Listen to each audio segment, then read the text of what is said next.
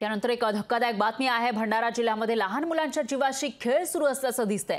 अंगणवाडी केंद्रामध्ये मुदतबाह्य पोषण आहाराचा पुरवठा केला जातोय। लाखनीच्या रेंगार मधील ही घटना आहे। तर रेंगपार मध्ये हा धक्कादायक असा प्रकार घडलेला आहे। पुरवठादार कंपनीवर कारवाई करण्याची मागणी केली जाते। महिला आणि बाल विकास विभागाकडून चौकशीचे आदेश देण्यात आले आहेत। तर धक्कादायक अशी बातमी, भंडारा जिल्ह्यामध्ये लहान मुलांच्या जीवाशी खेळ सुरू असल्याचं पाहायला मिळते। अंगणवाडी केंद्रामध्ये मुदतबाह्य पोषण आहाराचा पुरवठा केला जात होता। लहान मुलं ज्यांना पोषण मिळावं यासाठी सरकारकडून लाखो रुपये खर्च केले जातात पोषण आहारावर। पण ज्या कंपनीला हे कंत्राट दिलं आहे त्या कंपनीकडून एक्सपायर झालेला पोषण आहार या मुलांना दिला जात होता। त्यामुळे या आहारामध्ये कितपत पोषण असेल असा सवाल आता उपस्थित होतोय। दरम्यान लाखनीच्या रेंगपार मधील हा धक्कादायक प्रकार आहे। तर पुरवठादार कंपनीवर कारवाई करण्याची मागणी केली जाते। महिला आणि बाल विकास विभागाकडून चौकशीचे आदेश देण्यात आले।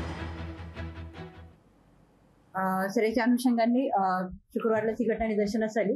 त्यानंतर तात्काळ विस्तृती सीडीपीओ, पर्यवेक्षिका आणि संबंधित तालुक्याचे विस्तार अधिकारी आहेत त्यांना आपण तिथे पाठवलं आणि प्रत्यक्ष पंचनामा करून घ्यायचे निर्देश त्यांना दिले। यासोबतच रेंगबार कोळीची पहिलीच घटना आहे जी जिल्ह्यात निदर्शनास आली।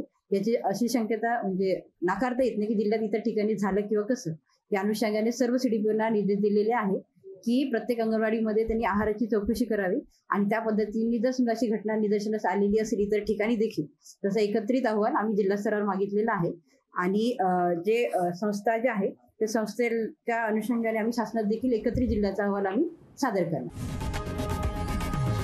लोकशाही मराठी ऐका, पहा, जागरूक रहा।